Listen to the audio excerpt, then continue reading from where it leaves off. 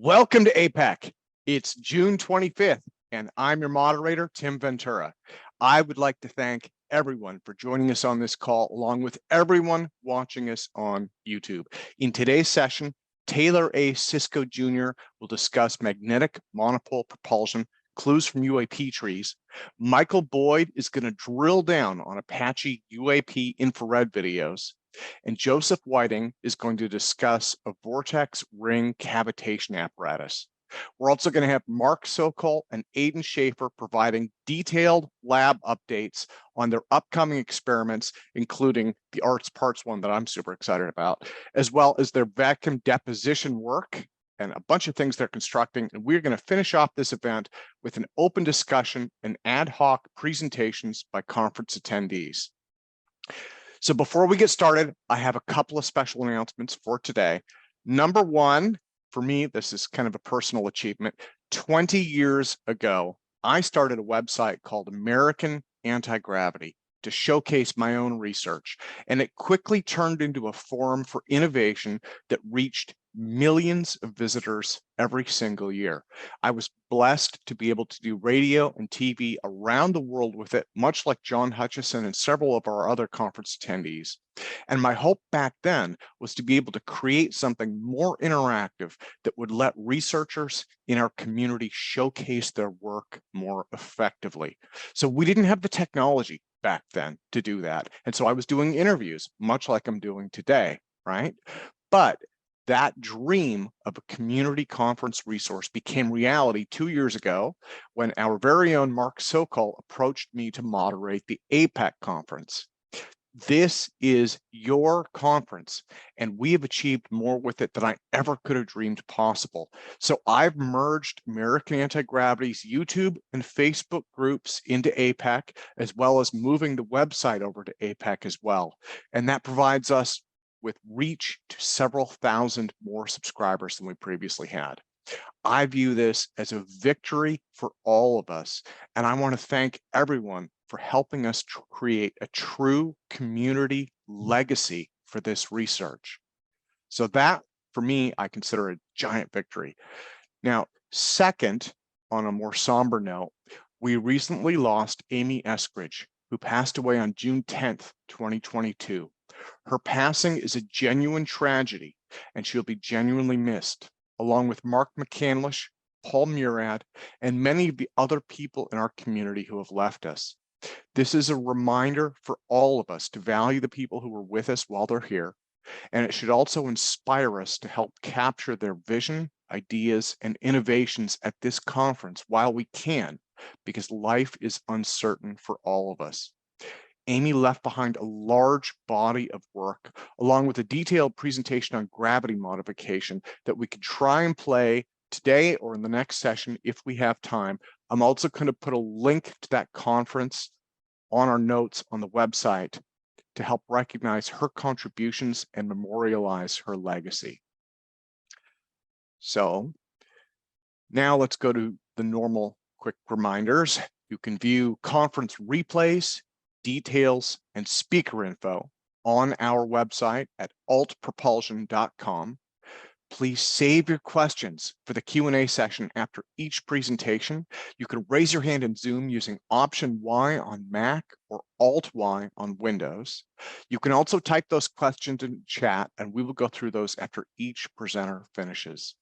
I am now pleased to introduce you to our very first guest for today, speaking on a presentation that stemmed from one of the very few UFO reports to have been published in peer-reviewed physics journals.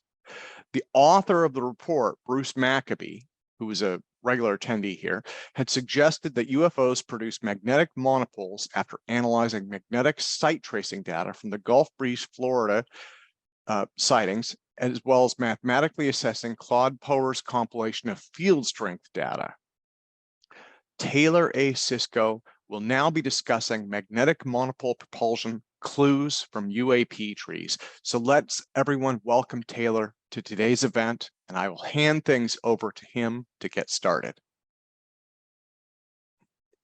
Okay, perfect. Taylor, and give me just a moment, sir. Okay, And if you can go ahead and unmute yourself, and you are spotlighted for the audience. And I believe. Okay, very good. And let me click on this and get this screen share going. Thank you, first of all, very much for allowing me to make this presentation. Absolutely. Well, thank you for joining us, and thank you for presenting. It's a great group. You know, you have a gathering of eagles. You really do. And well, I guess we can talk about that later on at the close of the presentation. Let me see if I can bring this up. Yeah, and let me know if you have any trouble with that. There we go. Okay. Perfect. That looks great. So, sir, I will mute myself out and just kind of disappear into the background, and it is all yours. Thank you kindly. And so my presentation is about the magnetic monopole propulsion clues from the unidentified aerial phenomena trees that have been exposed to UFOs. And the reason why I have my full name down here is that my wife insisted on naming our son after me. So there is a Taylor III. So since that time, I've been very careful to make sure I put everything down. He's also an author. So with that being said, the opening key thought that's kind of interesting to maintain throughout this is that it is not correct to consider that natural objects obey the laws of nature. The laws of nature describe the behavior of natural objects. And that's a very interesting point, and we'll get into why this is the case. So, the purpose of this presentation is to establish the plausibility of Bruce Maccabee's hypothesis. His hypothesis was primarily UFOs produce magnetic monopoles. The only way I would reword that is that many or several UFOs produce magnetic monopoles, not all. Okay, so because of his paper stemmed from a UFO sighting back in September 11th, 1992 in Gulf Breeze. A lady was coming home on her way home. As she approached the driveway, she saw a metallic disc-like object pop up from behind her house, the backyard.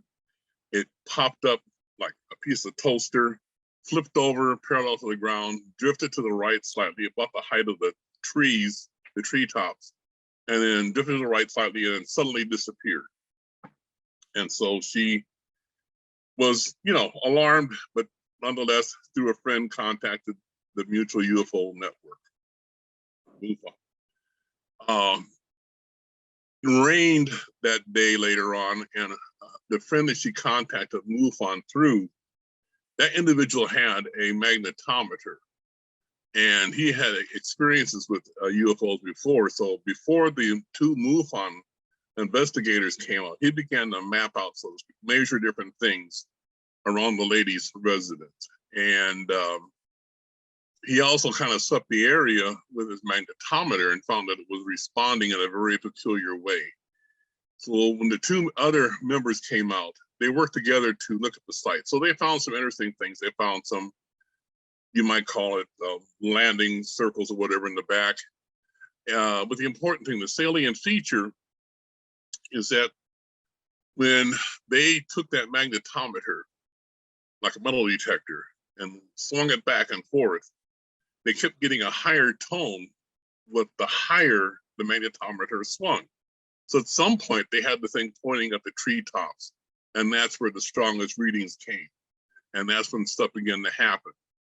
They got cameras, took a lot of notes, took everything. And so what they found out, and then they passed that data on to Bruce Maccabee. Now, as they were doing this, they couldn't figure out why the trees were magnetized, all right? And which is logical, wood cannot be magnetized theoretically. And they thought maybe the UFO was still hanging above them, cloaked.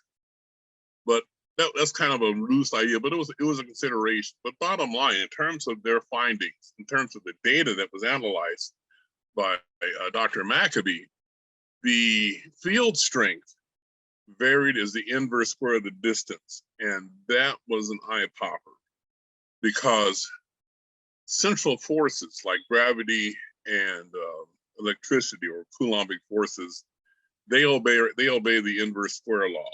And when you get to magnets, everything in the magnetic world, as we know, is bipolar. You have a North Pole, South Pole. And so the equation describing the strength between the object being attracted by a magnet has an inverse cube relationship. Okay, it is not a central force field. And so the inverse square was quite a shock. And so he also looked at some data that had been compiled by physicist Claude Poher. He's been in this world for quite a while. I don't know where he's at now in terms of his age. If he's hit 80 or 90 yet, but he's been involved with UFOs and what have you. And we'll see his name later on in this presentation. But nonetheless, he had compiled data from a UFO flap that occurred in France around the, I guess it's pronounced Chambon-la-Foret research station. And now the data was compiled, but a trend analysis had not been done on that data. And what Maccabee did was to do just that. He found it there, the field strength also varied as the inverse square of distance, which was pretty shocking. So as Bruce was working on getting the data written together, preparing his report, Bruce Cornett informed him in 1993 of his magnetized wood that he had discovered in Pine Bush. We'll get into that a bit later on, but he did cite that in his report. So he prepared his report. He gave a presentation in 1993 to the American Physical Society. It was later published in the Bulletin of American Physical Society, that is. And on May 28, 93, he presented a shortened version to the Central Intelligence Agency, a meeting that was sponsored by Dr. Ronald Tudolfi. And he's a name in the UFO circles for different reasons with the CIA. He's a scientific intelligence, but nonetheless, Dr. Maccabee made that presentation to them. They had no problem with it. They didn't, they weren't, I won't say disturbed, but they didn't tell him not to, promulgate that report. They were fine with it being open to the public, which I found interesting. And this paper was published again in the Journal of Scientific Exploration. The fascinating thing for me that bothered me was that nobody else cited it. Later on, you had the Conoco conference that examined different cases, UFO events, but that was not included. And Dr. Maccabee was a part of that conference. So I found interesting that it wasn't included, but nonetheless, I thought that it's something that needs to be examined. And over time, I bumped into things. For example, on TV, and now during May 6, 1994,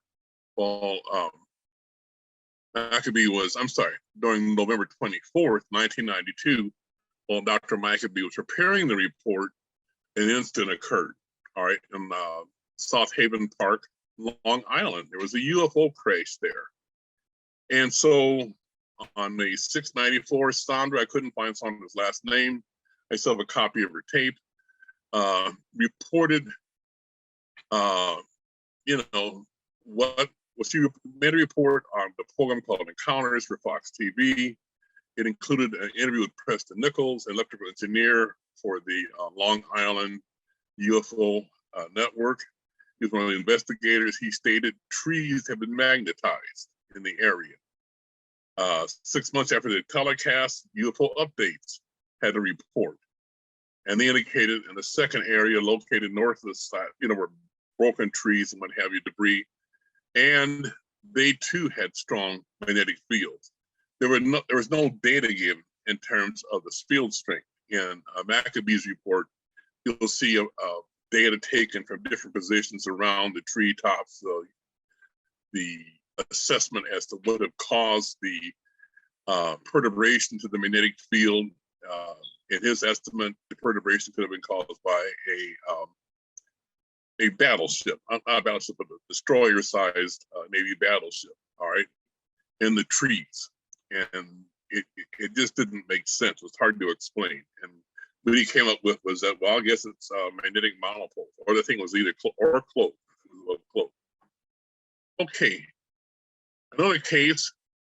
Now this one stemmed from the note that Cornette had sent to Maccabee. So I went ahead and tracked down that reference. And so what happens at roughly July 1980 at Cemetery Road, at a cemetery in the Pine Bush, Walden, New York area, Dr. Alan Crystal saw she and 5 others saw a triangular shaped UFO. They call it a manta ray because of its large size, relatively large size. And they saw the thing, you know, gracefully, slowly, cruising above the ground, and went over a tree. It changed direction, what have you. And that account, along with many, many others, she had other photographs and other anecdotes, was included in a book that she published in 1991. Okay, that got the attention of Dr. Cornette. Now, Dr. Allen has her degree in music. Dr. Cornette has his degree, or his doctorate degree in geology. So they're not really in the area of engineering or aerospace. I got a copy of her book to see if I could read the stuff, and good God, I guess she really likes music. She doesn't attach dates to things. She doesn't make necessarily physical observations, all right? Cornette has his degree in geology, so the way he notes things, dates things is a bit better. But the important thing is that he launched a 24 square mile area magnetic survey of that place, that region where she had, you know, what she talked about in the book. And that region also has a history. It's known as kind of a UFO hotspot. And on November 8th through 9th, 2007, the History Channel crew and UFO hunter team came out together, all right? And they examined the cemetery where the tree was that the triangle had passed over. And they were equipped with a ground penetrating radar magnetometer. Bruce Cornette was equipped with a magnetometer. I forgot it was called a proton magnetometer. And I'm not that knowledgeable about magnetometers, but they do cite their instrument, some of the measurements they made. So the magnetometer reading was like 1.7 Gauss. The background reading for the Earth is right about 0.5 of a Gauss. So you can see this is substantially stronger. The ground penetrating radar, this is the tree. All right, this is the tree itself. The ground penetrating radar indicated the tree was 7 feet above a magnetic source, one of the magnetic anomalies. I think Dr. Cornette, if I'm not mistaken, identified 15 magnetic anomalies in the area. One of them was under that tree. And so it was a source of a magnetic field. The ground penetrating radar detected that that source was roughly about 7 feet beneath the tree under some shale, all right? And the radar doesn't extend beyond 27 feet, so they couldn't tell just how deep that device was. Now, in the lady's book, she thought those items, things of that nature, were buried probes, buried UFO probes. And the nature of the rock surrounding it, Cornette determined the item had been placed there, you know, several thousand years ago. So anyhow, the story about Cornette's observations.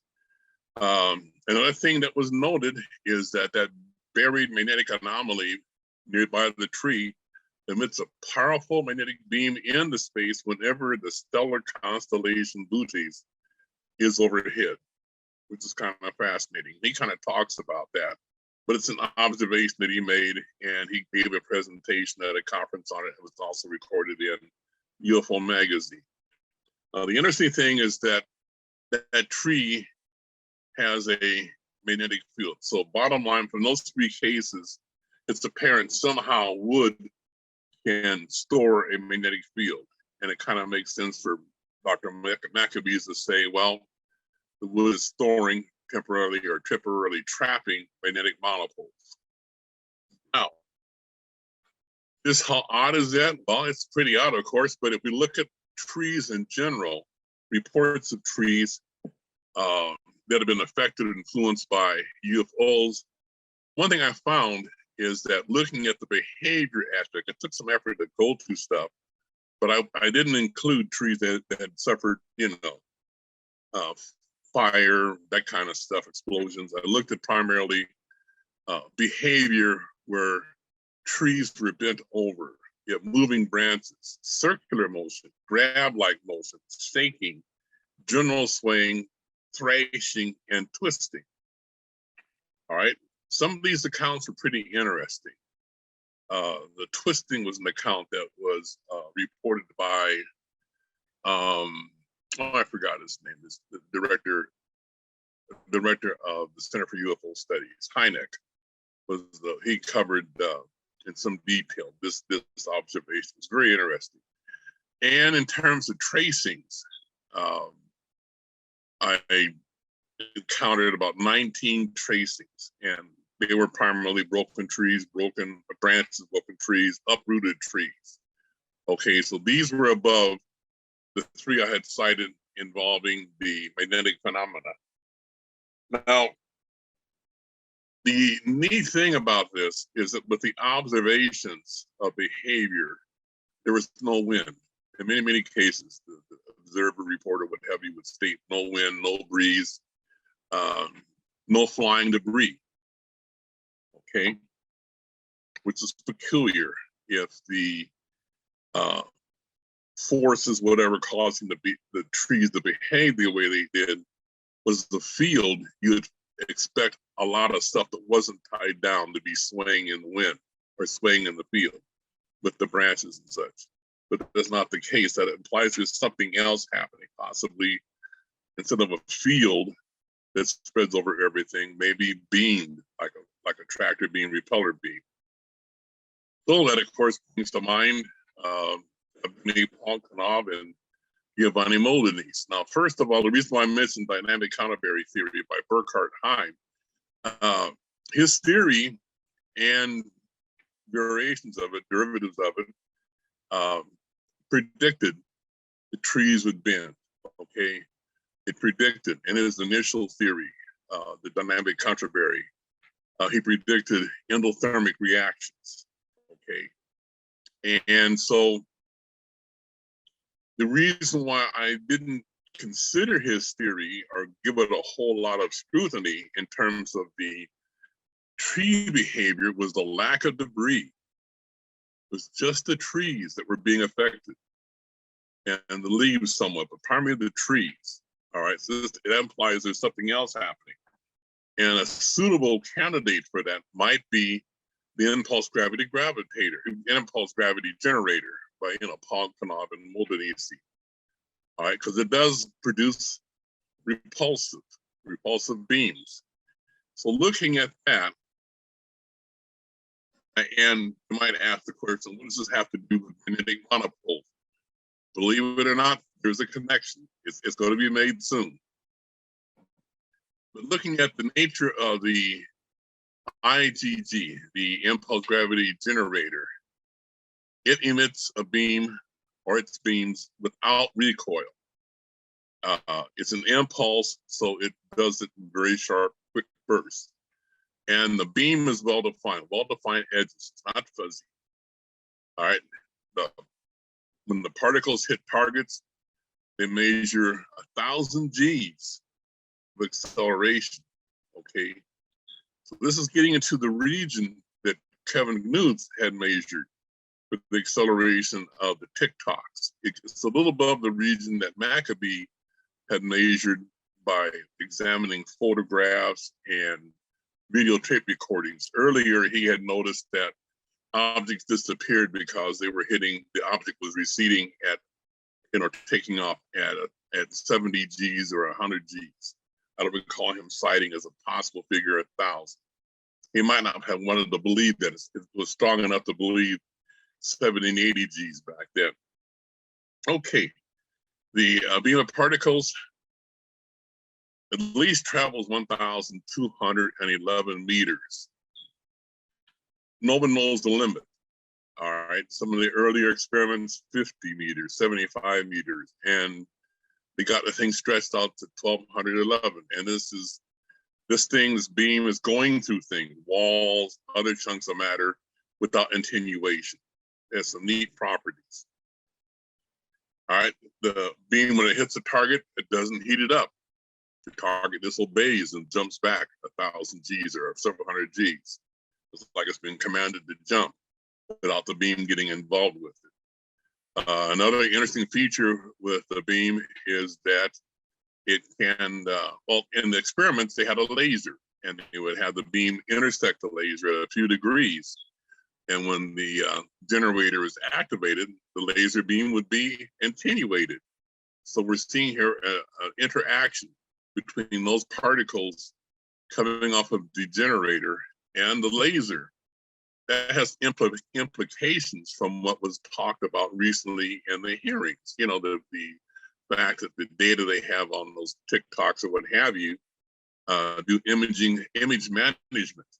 So maybe that's a product of that kind of force field, you know, interacting with the light coming off of the object. Well, anyhow, the neat thing about all this is that the beam is tracked at 64 plus or minus times the speed of light.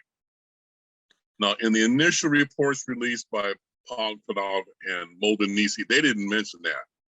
They were in enough trouble in the past for talking about gravity shielding. They were in enough trouble talking about more recently beamed repulsion, all right?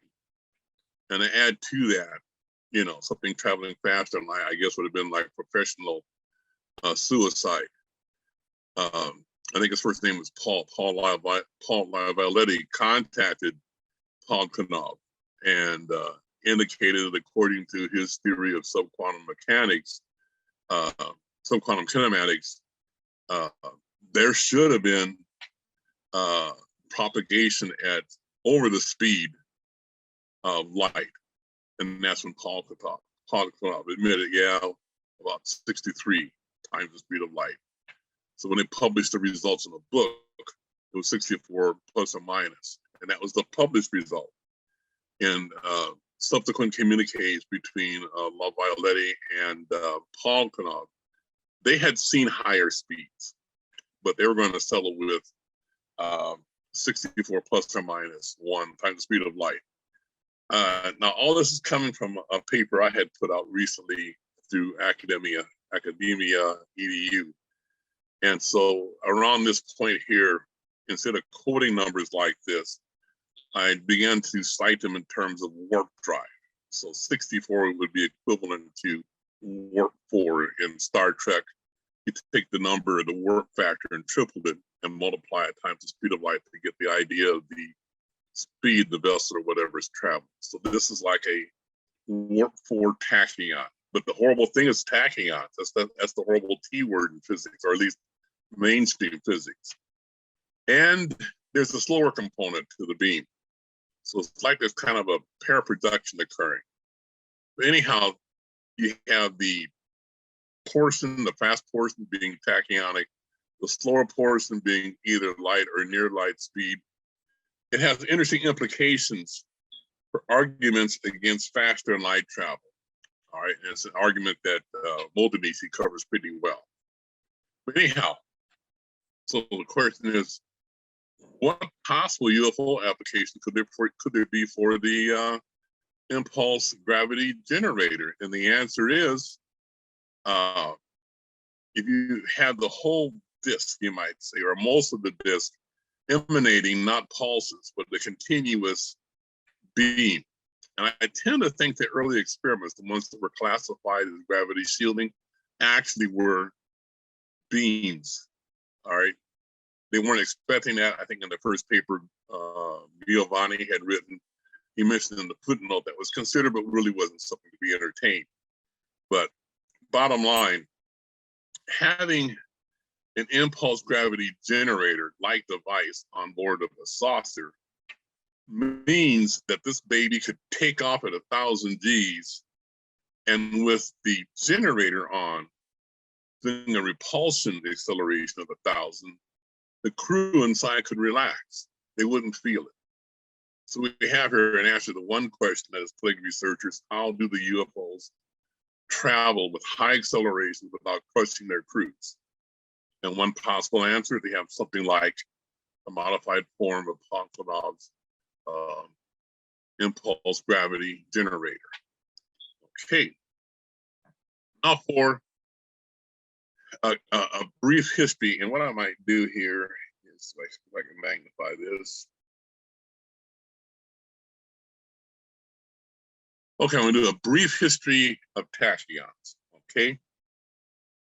Because in you turn the TV on, look at books and stuff, people say matter cannot travel faster than light. Out of that, you might see 2 or 3% say, well, matter cannot be accelerated to the speed of light, okay? This is a bit more accurate, but the important thing is that looking at the facts in terms of what's happened back in 1910, Einstein and Sommerfeld conducted a thought experiment, and that result was what later became called the tachyonic telephone, which shouldn't exist. You call yourself or affect the past, okay? So it's a note. 1928, Paul Dirac unified quantum mechanics and special relativity, to the Dirac equation. It's an important juncture because we'll find out with special relativity accommodating tachyons that has neat implications for quantum mechanics. 1931, Dirac proved that if a single magnetic monopole existed, then all electric charges would have to be quantized. Well, we know electric charges are quantized. That fact can't be used as the proof for magnetic monopoles, but this part is beyond any shadow of a doubt. So the question is, where are the magnetic monopoles?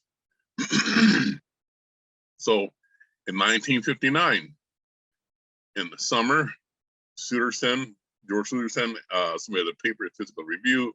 It was rejected because it was about faster than light particles, a knee-jerk reflex. Oftentimes, anybody submitting a paper like that, it would just end up within seconds within a wastebasket. The person would barely read it. All right, in May of '62, Alexa Belaniuk, VJ Desfanti, and Suderson got together. All right, VJ was his student, and Myron, Alexa Myron Belaniuk was a good associate. As Suderson, they worked together. We wrote the paper and submitted it. And then through a so-called political finesse, Belaniuk encouraged the editor of American Journal of Physics to publish it, and it was published in a short time. From May to October within the same year, it got published. All right, so it's published under the title Matter Relativity. And may I just take this moment for a brief stroll down memory lane. This is a copy of that journal when I was the first time full-time freshman in physics at New Mexico State University. I was a member of the physics club, and we as a member got issues of American Journal of Physics. So the first issue I received was that. So I've kept it, and I wondered over space and time, why hasn't anybody ever talked about this, in class? But anyhow, it mentioned the thing faster than light. So they published that in 1962 October. In May of '69, Physics Today published an article entitled Particles Beyond the Light Barrier. And I got that while in the physics club at Illinois State University. I had to transfer from New Mexico State to Illinois because in New Mexico State, their program with the Army was canceled, working on the Nike Zeus. And I was enrolled in that for paying for a degree and that kind of stuff. So I wound up back home at ISU. And their copy, showed that the theory of matter relativity, was later become extended relativity, and later particles called tachyons, was accepted. The work that Suderson did was never rejected. It was on emotional reason, other theories, but it was not rejected by the special theory of relativity. And that's a pretty strong theory. It's been very reliable, makes a neat atomic bomb, nuclear reactors, that kind of stuff. but pretty strong. It's never been rejected by that. Okay, December 69, to be more exact, and Christmas of 69. Linda Parker suggested charged tachyons may be similar to a magnetic monopole. So here's that link. He's a theoretical physicist, I think a young one by the way he wrote the article, but nonetheless, he made it. And between that time, I'm sorry, this is actually the wrong spot. It was 1980, should have been down here. But anyhow, 1974, Erasmo Maccabee, Magnani, there were others, but the prolific writers were these two, Magnani and Ricami. They took this concept and developed it much further. So they established the parameters of what to expect, how to measure, what not to measure, all that kind of stuff for verifying the existence of superluminal particles masquerading, I should say charged superluminal particles masquerading as magnetic monopoles. All right, now a neat thing that they stated back in that paper too, and this is one of many, many papers they published on the topic, they stated relativity does not predict magnetic monopole bradyons. A lot of money's been spent on particle accelerator or atom smashers, and they're trying to collide things together. Now, one scientist in my paper, I quoted him, said, colliding particles together is equivalent to trying to cut magnets in half. You can't expect to get monopoles by bashing particles together. And so far, he's been right. So we have two things there, two perspectives. The way people are trying to detect magnetic monopoles, and then the theoretical analysis through extended relativity, faster light special relativity, saying, well, we don't predict, we can't predict radions, slower than light particles, but tachyons, there should be, you know, a wealth of magnetic monopoles out there that are simply charged tachyons. Years after, then we get to magnetic relativity, was cited by over 600 publications. So that fundamental first paper on tachyons still stands. All right, in that paper, they indicate, true, one might not be able to accelerate a particle from less than light through light and faster than light speeds, but we don't make light that way either. We don't take some particle and accelerate it real fast so it gets to the speed of light. Light is produced by a shift in quantum states, as a shift in energy densities. So something similar or whatever has to be there to produce tachyons. So just because one gets an imaginary in some transformation doesn't mean it doesn't exist, in so many words. And also their paper has what's called a reinterpretation principle. And that's been examined, re-examined, argued, but it still stands. And it's been modified and it still stands. So anyhow, in 2013, Jacque Consiglio in France explained the impulse gravity generator in terms of tachyon magnetic monopoles. So even though Podkletnov and Modanese indicate the particles are neutrally charged, the behavior of the device can be explained in terms of magnetic monopoles or tachyon magnetic monopoles. So if they aren't that, something could be produced that would give the same results with tachyon magnetic monopoles. 2015, Keith Frederick's, let me take this off now. Keith Frederick's proved tachyon magnetic monopoles could explain non-canonical particle tracks. There were a lot of particle tracks appearing on metal, plastics, photographic emulsions, beginning in 1976, I believe it is, or 1979. And they were due to experiments with high energy densities and for attempts to search for magnetic monopoles. It's in the paper. The bottom line is a wide variety of tracks that just couldn't be explained. And then when he looked at the work by Ricami and others, Conan, what have you, and did the transformations, he found, wait a minute, these could be explained in terms of, you know, the faster than light system for relativity or extended relativity. You can use the work of, well, Parker, of course, is the start of it, but Rakami and others to explain this. It takes some effort with the transformations or whatever, but it can be done. Then in 2019, he took 750 exposures, so-called open air exposures. He wasn't next to any source of high density experimental energy. He just had 750 so-called open air, so to speak, open air exposures. And out of that, he got 22 elliptical tracks that were the same nature as these particle tracks here. And it could be explained in terms of superluminal electrons, you know, tachyons that were electrons. Now, just to digress this for a hot second, it'd be good to look at some of his work if you're not acquainted with it. So this is the graph of the 22 results. So you see here sets of energies, and you have groupings. Here's a set where they're at this one level, another. Now, these correspond also to quantum states. The nature of the quantum states are defined by or are characterized by the Bohr atom, the old formula in the Bohr atom from the beginning. It's very interesting. And here's an example of the photographs that he examines.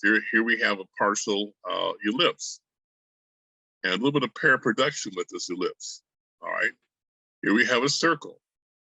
And these are what conic sections. And Frederick points out, these are the products of inverse square forces. Another argument, another symptom of tachyons. Okay. Now, continuing on. Looking what happened here in April 2007, going back in time slightly. So from April 2007 to March 2011, Claude Poher and Danielle Poher. This is the same Poher that collected the data that was used later on, that was earlier used by Dr. Maccabees. He had the theory about gravity. He called it the universon theory. It's kind of similar, but different from gravitons. The bottom line, he built the device. And so they did an experiment, had like 3,500 discharges during that period. Okay. What they found is that the device one was very similar to what Podkletnov had built and had modified. All right. One of the big differences, though, was that the bottom plate, the emitter plate, was convexed. Okay.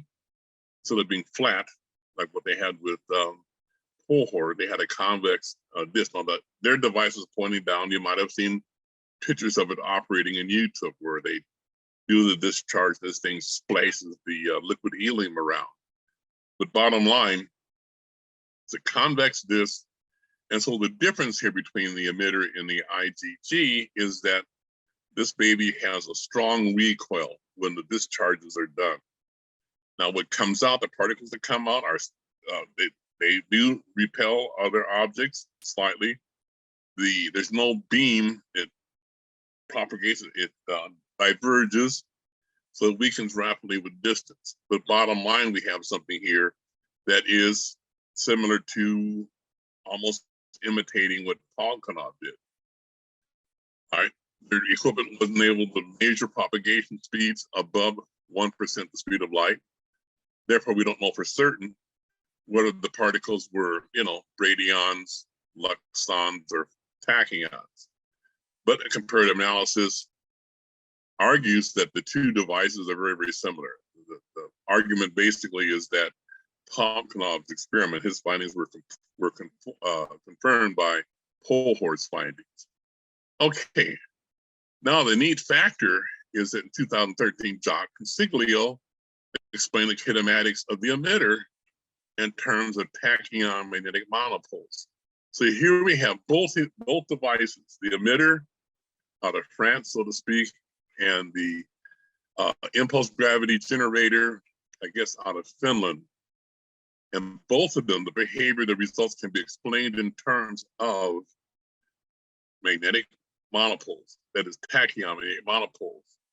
So getting back to the Maccabee hypothesis, that means in terms of propulsion principles, you got something pointing up, like the impulse generator that helps the crew survive high accelerations, and something that produces similar particles, but divergent, produces a strong recoil. So here we have magnetic monopoles coming out for propulsion, for lift, for high accelerations, magnetic monopoles for preserving life by counterbalancing or offsetting the high acceleration. So now we see, and again, I was speaking in terms of what Podkletnov and Poher had done. The actual UFOs are probably using a continuous force, so to speak. And I'm assuming that they use magnetic monopoles, both for preserving the crew and for generating the high accelerations. I would assume it's all pointing up, or at least no matter how that beam is used, it's parallel. All right, it's a well-defined, so to speak, cylinder. All right, with the propulsion system, instead of having the whole device emanate a bunch of particles, they might just have a few so-called thruster beams, as they would call them in science fiction of old. And if you have these thruster beams doing whatever, making adjustments, whatever, trees caught in the way, or trees being played with for that matter, but trees caught in the way would correspondingly, do their thing. One interesting point with this explanation is that with a UFO hovering among the trees, you'd find with your magnetometer or whatever, and what I've suggested in the paper is that they go find some of these trees and get samples, they'll find a higher concentration at the tops wherever the UFO was, as opposed to at the bottom, because the propulsion part, weakens so quickly. So this is kind of a way of explaining, using the Maccabee hypothesis, the propulsion system and the rationale for trees containing the magnetic monopoles. Now, how, God knows, how wood does it, what have you, that's a good research project. It's a good dissertation for a PhD. But bottom line, in terms of what's happening, what's been measured, that would be the explanation. Now, with that being a hypothesis, that could be used to explain electrical disruptions, cars stopping, power systems faltering, TVs failing. An interesting note that Mark Rodeghier made from the Center for UFO Studies is that in going through tons of his data on stopped vehicles, he mentioned something that there seemed to be a correlation between so-called 10G accelerations of the UFO and these vehicles stopping or being interfered with. Now, the stopping thing, actually the issue of a motor stopping and coming back on again without any indication that it had been perturbed. There's no real change in magnetic signature on the hood or what have you. It can't be explained with our current knowledge of magnetism. Now with magnetic monopoles, it makes sense. Those particles going through, a moving magnetic field creates an electromagnetic force in a conductor, so it can hinder the system as long as the stream of particles are going through, and then when the device leaves, the stream stops and the electrical system resumes operation without damage. Okay. Magnetic monopoles can serve to explain the recording or the reports of sound. Okay, we can go to the bottom paragraph first and back to the top. There's a fluid, scarpa fluid in the inner ear. It could be activated by charges, fluctuating magnetic field. So theoretically, the monopoles going through a person could cause that sensation of, temporary deafness, imbalance, so-called subjective sound. By subjective sound, I mean, you hear something and the person next to you doesn't. And there are a couple of cases I cite in my paper where a person is standing under a UFO, the police officer who brought him out to see the sighting is sitting there. The officer in the car doesn't hear a sound and the guy under it hears a loud noise, okay?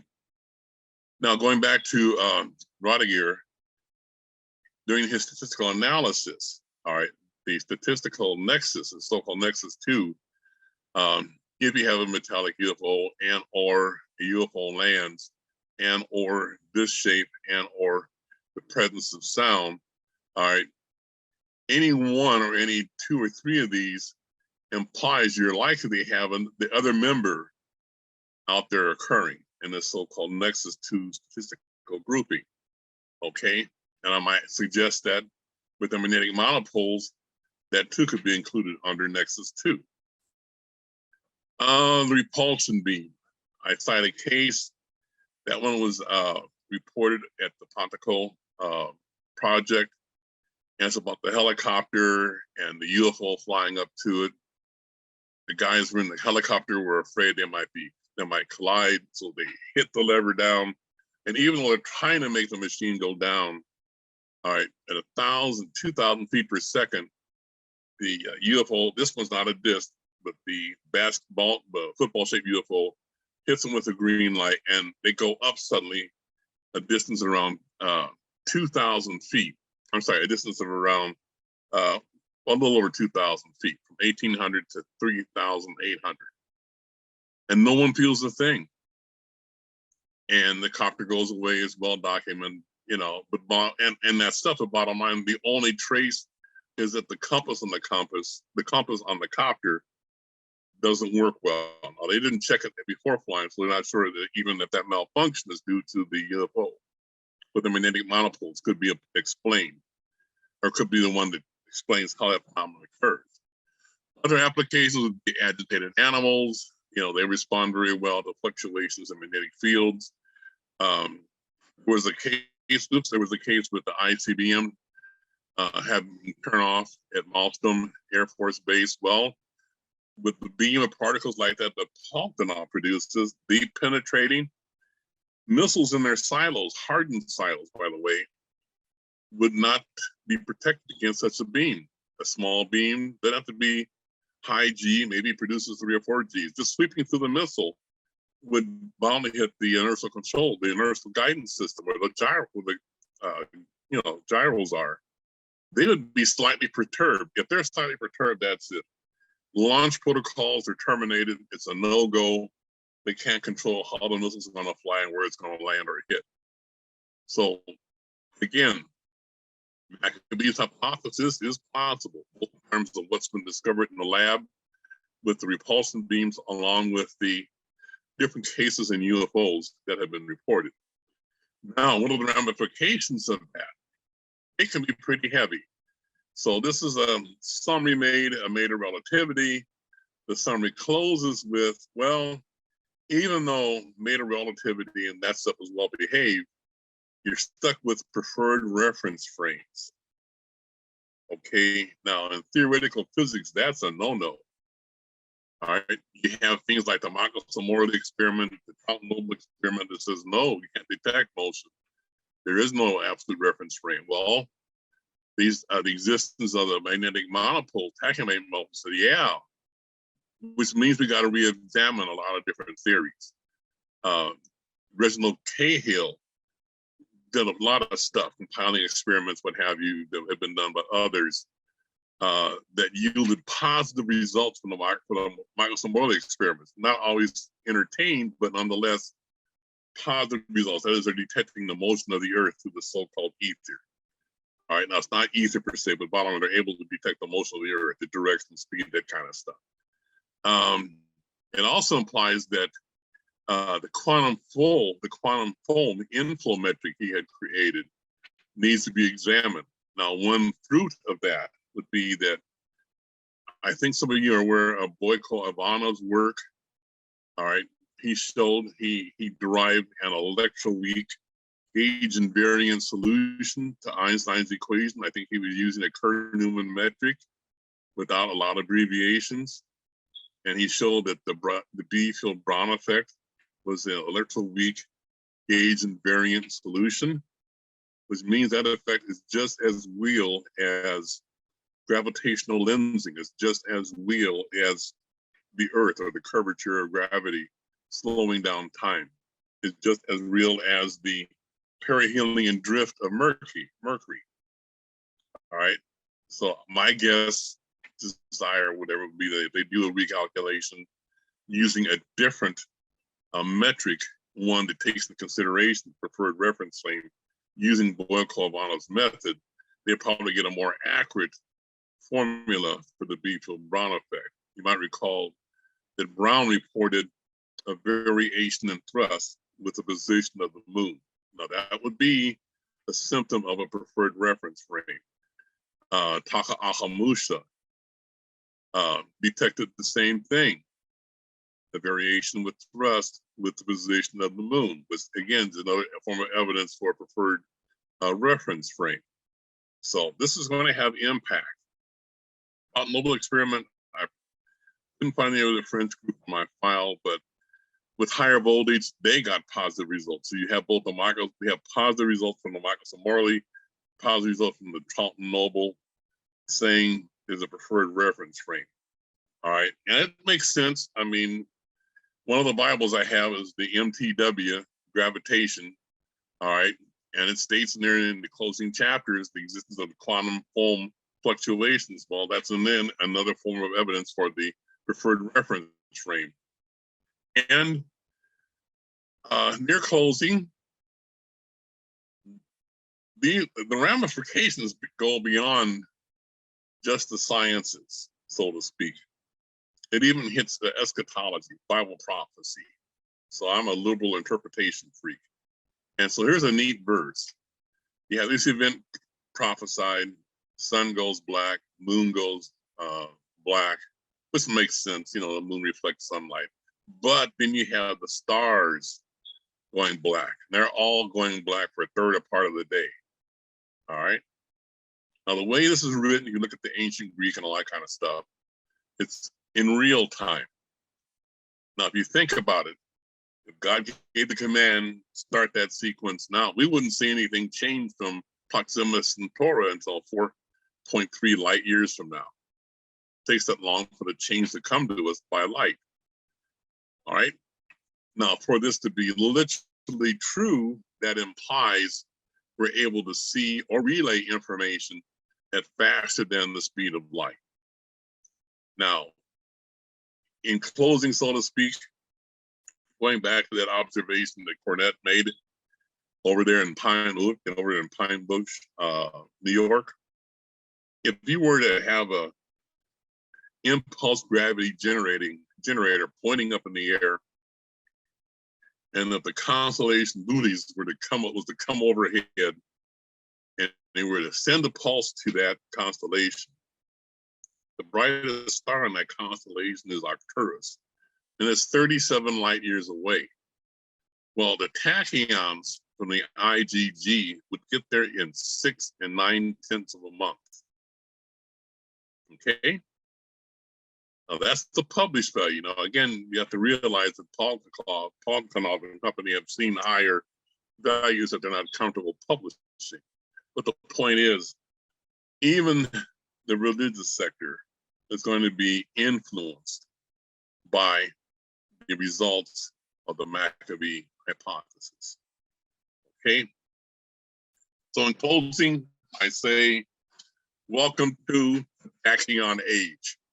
May I say that APEC, American Anti-Gravity, you all, this gathering of eagles, are examining, playing, experiencing things that are on the eve, on the edge, or that are actually a part of tachyon phenomena. So I want to encourage you all to keep it up and not be embarrassed by the fact something might occur faster than light. Thank you for your time. Wonderful. And Taylor, let me do this, sir. Let me stop your screen share and there we go. Sorry. And now I'm mumbling in public. That's so wonderful. And as is our tradition, I want to put this bad boy on gallery view, and everyone, please give an enormous hand to Mr. Taylor A. Cisco Jr. Taylor, thank you. That was a really in-depth presentation. You really drilled down there. So thank you. I mean, tons and tons and tons thank of you data. for the honor of being able to. Thank you for the honor to present. I saw your description on APEC of the goal of this holy program, and you mentioned captivating presentations. Oh, so well, I wanted to make sure this presentation was in compliance. Yeah, well, you know this. I believe Ron Keating called it. What did he call it? He called it the Woodstock of anti-gravity. That was like 2 years There ago. we But go. and so I mean, for me, I've always tried to kind of I've always tried to kind of take that to heart, right? Like it's open and it's public, you know, and then there are always the challenges, right? We try and screen things because we have to try and maintain our credibility, but then at the same time, we want to be an open community forum and let people present their vision, you know. So you know, again, it was a true pleasure and a true honor to have you present today. So thank you And very, if I very could much. add, if I could add, now mainstream science isn't touching this stuff, right? Yeah, yeah. But who is APEC? All right, your organization is like a library. You're accumulating things that others are ignoring. And at some point in space and time, it's going to become of tremendous value. So I just want to encourage you, take seriously what you have been doing, you and these other gathering of eagles. Well, Because thank you. I think you really are on to something. It's just like von Braun with the, I think it's called the VFR back in Germany. People laughed at the idea of going to the moon, but they made a whole change for the planet. So I'm saying, you know, groups like you are yours. That, I mean, you know, Yeah. and that's. Well, you know, and I guess one thing, at least from my perspective, and I'm sure probably lots of folks agree with me, but you know, when I first got involved with my own research, right back in the 90s, it was, you know, I mean, it was digging through libraries and buying books online, and you know, the whole nine yards. And what I found, and again, probably everybody had different experience because everybody had a little bit different information, and you know, and so yeah, what we're trying to do with this is get all of this material out there and hopefully organize it a little bit, you know. And then I always try and think of like that somewhere out there there's that kid, right, who's trying to learn today. And you know, and so if I can reach him and save him a little bit of time, maybe he can take things farther than any of us were able to, you know, or something like that. So, but let's Taylor, let's do this. We are in our Q&A. We are in our Q&A session. I'll turn the energy back up. Everybody get